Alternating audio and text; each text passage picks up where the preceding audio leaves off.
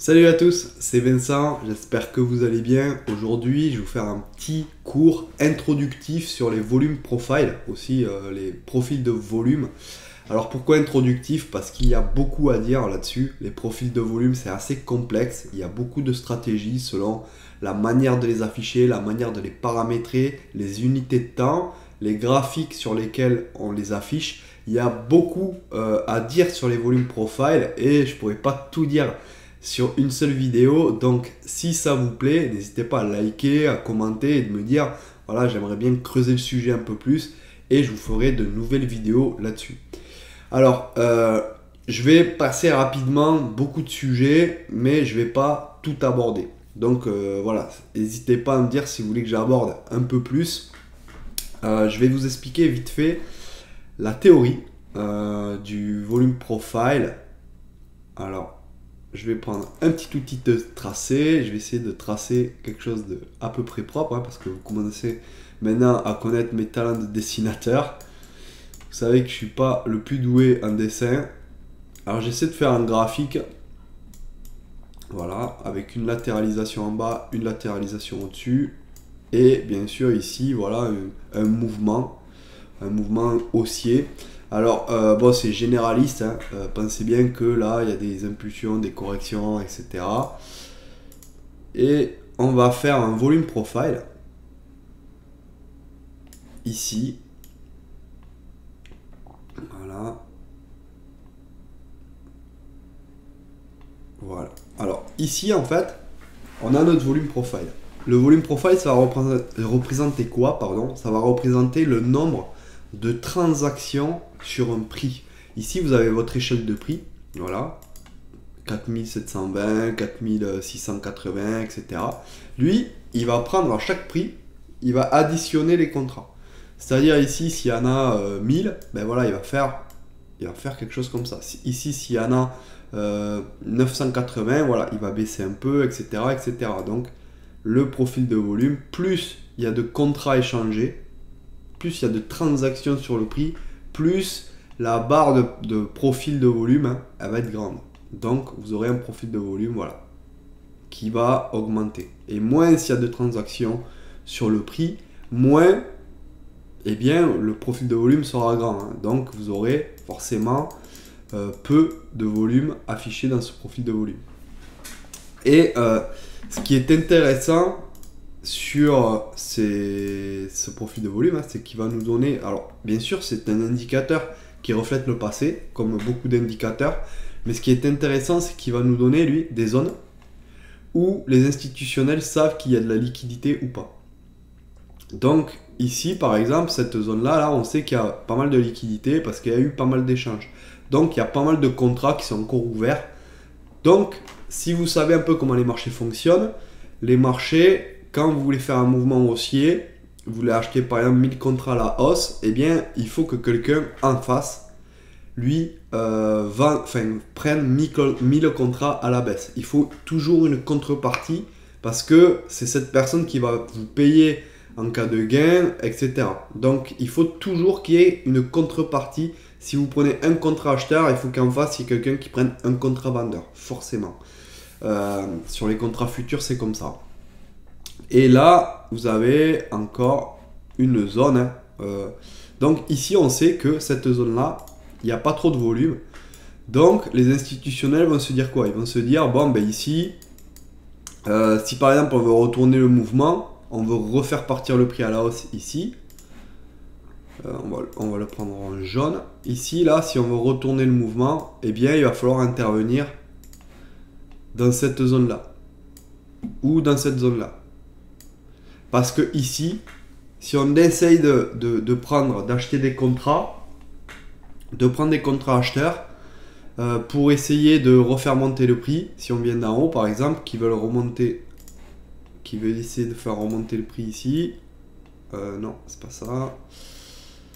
Désolé, s'ils veulent essayer de faire remonter le prix comme ça, ici, à ce niveau-là, là, eh bien, il va falloir des contreparties. Et vu que c'est des zones de faible liquidité, ben on sait que c'est risqué. Parce que, vu qu'il n'y a pas de contrepartie, vu qu'il n'y a pas de volume, en fait, hein, et bien, vu qu'il n'y a pas eu de volume, ils savent que c'est des zones où les algos, ils vont être plus méfiants à échanger beaucoup de contrats. Donc, retourner un mouvement ici, c'est un peu risqué. Il vaut mieux attendre soit ici, soit le faire là. Voilà. Soit ici, soit là. Donc, voilà, les institutionnels, ils sont pas bêtes. Ils vont essayer d'intervenir dans des moments à leur avantage. Hein, parce que déjà que c'est pas facile. Donc, nous, ça va nous avantager parce qu'on sait que dans le futur, ben, notre marché est borné et que si le marché ben, il arrive ici, ben, soit il va se retourner là, soit il va sûrement aller chercher l'autre pic pour aller essayer soit de se retourner, soit de continuer. Voilà. Donc ça, c'est vraiment très intéressant de savoir ça parce que du coup, on a notre marché qui est borné. Voilà. Alors pour le premier exemple, hein, on va aller sur un graphique 4 heures, on va essayer de voir comment ça se comporte.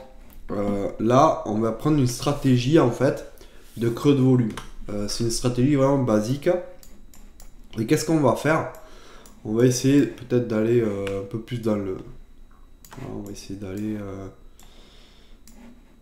pas trop en arrière quand même, essayer de coller à la réalité, mais allez, on va essayer d'aller ici, là, à partir d'ici, comme ça on voit que ça recroise derrière, on va avoir quand même des exemples.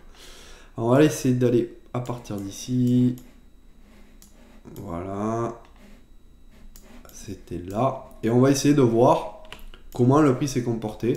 Alors bien sûr, des fois, il y a des effets d'annonce, et il y a des profils un peu comme ça, avec des marchés stressés, comme ça c'est le cas ces derniers temps. Il faut faire quand même un peu attention à ces marchés qui sont stressés.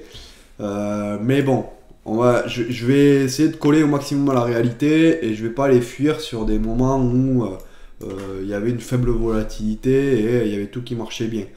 Donc, on va commencer par ce profil. Ça, c'est un joli creux, regardez. C'est un profil en B. On voit ici, ça a bien travaillé. On voit ici, il n'y a pas eu de volume. Et ici, il y a eu un volume. C'est un peu ce que j'ai dessiné en fait sur l'exemple. Alors, on va prendre ici et là le creux de volume. On va extendre pour voir ce que ça a fait dans le futur. Et on sait que ce profil de là, du début du carré jaune à la fin du carré jaune, que je vais mettre peut-être en autre couleur, hein, je vais le mettre en rouge. Voilà, du début du carré rouge à la fin du carré rouge, là on ne pouvait pas savoir qu'il y avait ce creux de volume parce que ça n'avait pas fini de travailler. C'était pas confirmé. Ça c'est un graphique 4 heures. Et donc c'est un profil de volume qui dure une semaine. C'est à la fin de la semaine, le vendredi soir, quand il y a clôture des marchés, le profil de volume est fini de tracer et on peut tracer nos zones de support et de résistance. Sur les profils de volume, ce que j'ai oublié de vous dire, c'est que il y a des zones, hein, je vous ai dit que je n'allais pas vous parler des vallées ou des pics, mais je vais être obligé.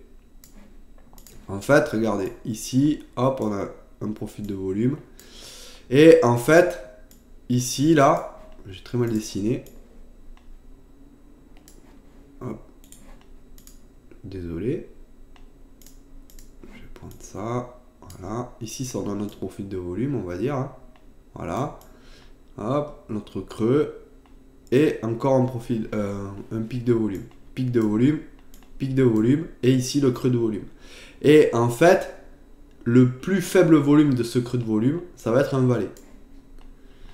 Et ce valet-là, ça va être la zone qui probablement, où il peut y avoir un retournement. Parce qu'il y a tellement peu de liquidité, eh ben, même quand vous faites un mouvement, par exemple, ici à la baisse, ben, il y a tellement peu de liquidité que même ceux qui sont à la baisse, ben, ils ont un peu peur de rentrer des contrats. Donc, ça peut se retourner, voilà, mécaniquement, en fait. Donc, en fait, il y a plusieurs zones. Hein. Il y a celle-ci, la première, où ça peut se retourner.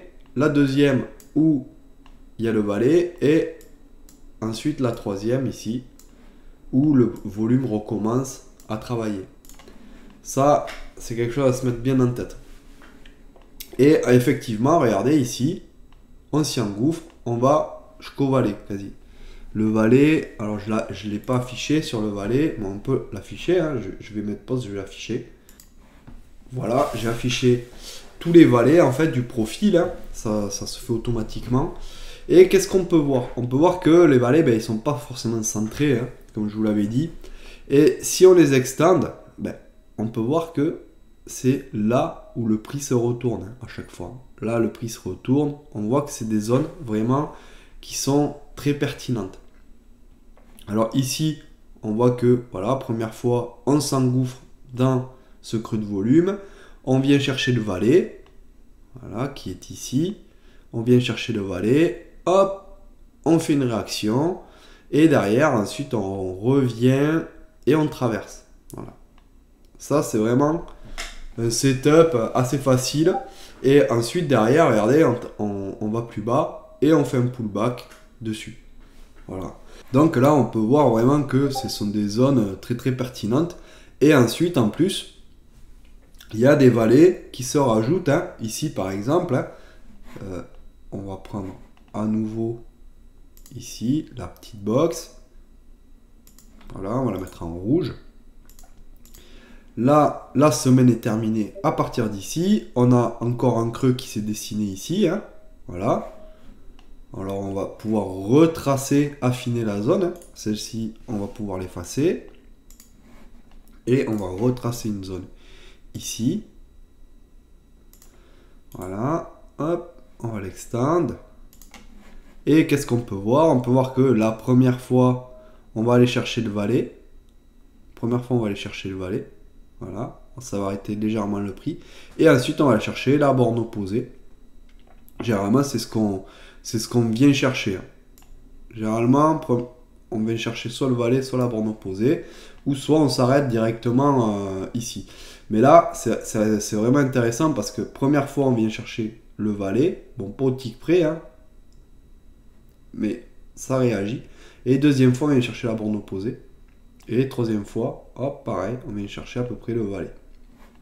Donc, on voit que c'est des zones qui sont vraiment très pertinentes. Donc on va essayer de prendre notre exemple. Par exemple, regardez ce valet là, ça c'est vraiment pas mal. Ce sont des zones. Encore une zone. Alors on va l'effacer celle-ci. Hop, je vais essayer. Voilà. Je vais essayer de prendre vraiment là où il n'y a pas trop de volume. Voilà. Alors ici, à partir de là, on peut pas savoir parce que c'est pas terminé encore hein, la semaine. Mais à partir d'ici, là, on peut savoir. Et on voit que bon, ça n'a pas rebondi au tick près, mais c'est à 3, 4, allez, à 6, 7, allez, à 5 ticks près. Ça rebondit, donc c'est vraiment pas mal. Et en plus, hein, c'est souvent pas que sur les semaines après. Si on va plus loin, alors je sais pas si on y revient, si le prix y revient. On va essayer de voir. Non, on peut y revenir. On peut y revenir. Mais si potentiellement ici on y revient, il peut y avoir une réaction. Ici il peut y avoir une réaction. Ça qui est sympa. Ici regardez par exemple, on va prendre un profil de volume où ça revient. Et après ce sera le dernier exemple. Encore quoi que ça, c'est un profil de volume, c'est vraiment très très étendu. Donc est-ce que c'est pertinent? Je suis pas sûr. Mais par exemple ici, voilà. Ce profil de volume, qui est assez propre quand même. Hein, qui monte et qui est assez quand même relativement bien dessiné. On a plusieurs zones, on a celle-ci. Voilà. On a celle-ci. Celle-ci qui est assez large, cette zone. Et on a celle-ci. Voilà. Et si on regarde ensuite ce que ça a donné. Voilà, ben, première zone a fonctionné magnifiquement. Ben, aujourd'hui d'ailleurs. Et après les autres on peut pas savoir encore. Mais voilà, ce sont des zones en fait qui marchent très très bien. Et bien sûr, on ne prend pas des setups comme ça les yeux fermés. On va dans des unités de temps inférieures, etc., etc. Alors ensuite, je vais essayer de passer sur du 30 minutes. Sur du 30 minutes, là, je vous ai mis 3 profils. Je vous ai mis le profil journalier. Voilà, ça c'est une journée, hein, une session. Ça c'est vraiment pas mal parce que ça va nous aider sur les sessions suivantes. Ou sur le market profile, vous pouvez l'afficher aussi. Hein. Ça c'est un profil vraiment du mouvement. Hein. Ça c'est vraiment pas mal pour analyser ce que le prix va faire hein, dans le futur. Tracer les supports et résistance, backtester. Et ça c'est un profil 460 jours. J'ai pas mis pareil les pics et les vallées parce que voilà, sinon ça fait trop de traits. Mais voilà, on va essayer d'aller voir. Par exemple, dans le futur, hein, hop, ici. Ici, on va dérouler un peu. Voilà, on peut voir ici que le profil est pas mal étendu. Et que à ce niveau-là, j'essaie de réduire un peu.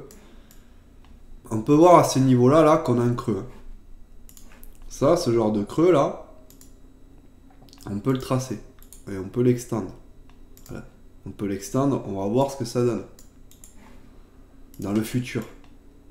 Parce que là, c'est un profil qui ne prend pas en compte le futur. Hein. Ça, c'est un profil qui prend en compte que les bougies précédentes.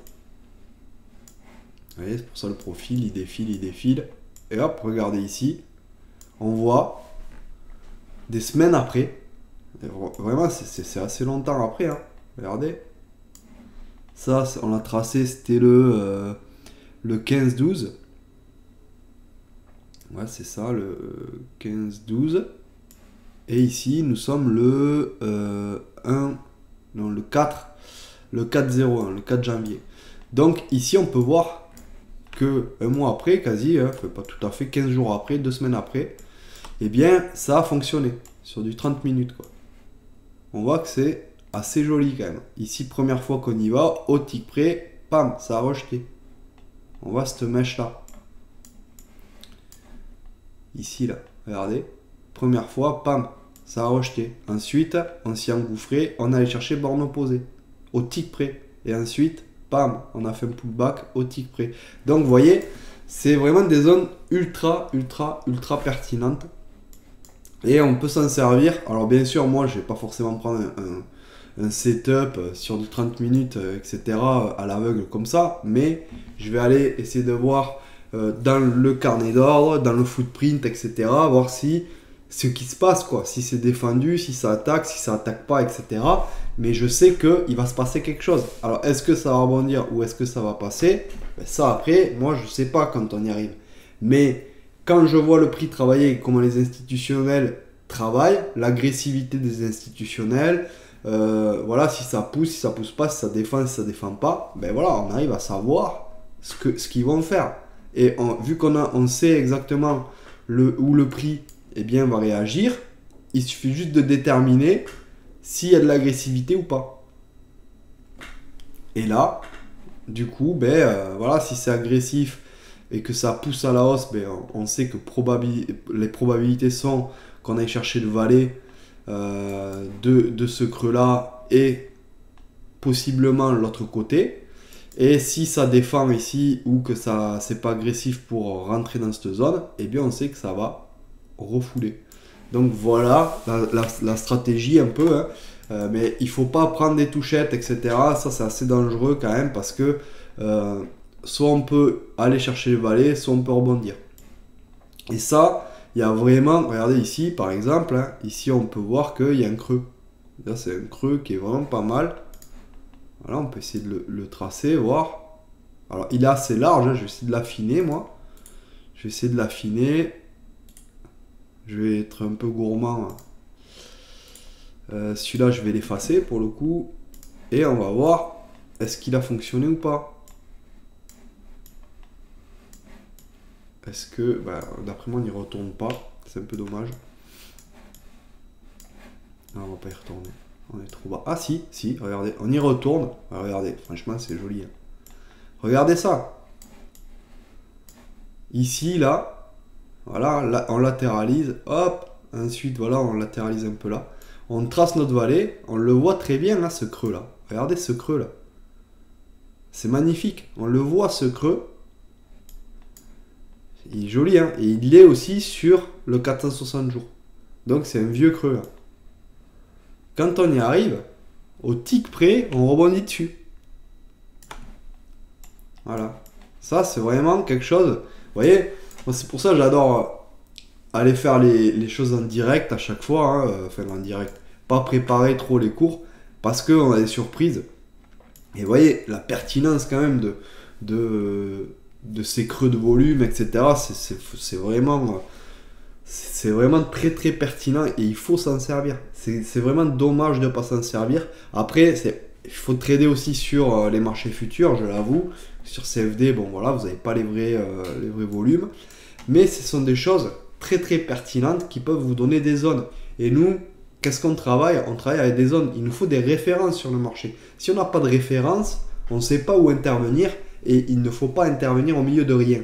Mais quand on arrive sur une zone où on sait que ça va réagir et on sait qu'il va se passer quelque chose, eh bien on peut intervenir relativement sereinement et avec les statistiques de notre côté. Donc c'est vraiment ça que je vais essayer de vous montrer, comment borner son marché le plus efficacement possible.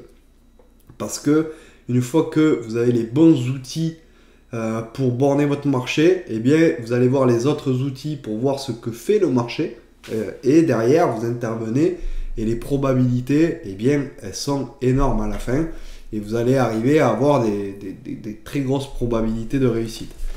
Donc voilà, j'espère que cette vidéo vous a plu. Si vous voulez plus de stratégies sur le volume profile, sur les profils de volume, eh bien vous me le dites, hein, j'essaierai de faire peut-être d'autres vidéos sur des profils de volume, sur du market profile, ou aussi il y a des stratégies pour placer des stops et des take profit par rapport à des profils de volume sur les carnets d'ordre. Pour vous dire, il y a vraiment beaucoup de stratégies, il y a vraiment beaucoup de manières de s'en servir.